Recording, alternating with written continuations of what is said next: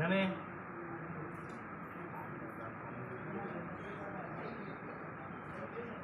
మొన్న స్టాటస్ పెట్టినావుగా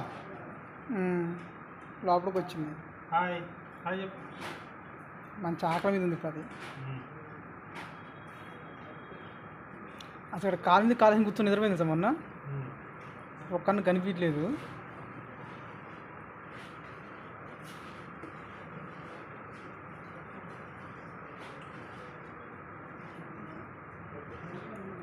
అన్న ఫోన్ ఎత్తుకుని పోద్దన్న, ఫోన్ బయటికి పెట్టకూడదు దీనికి.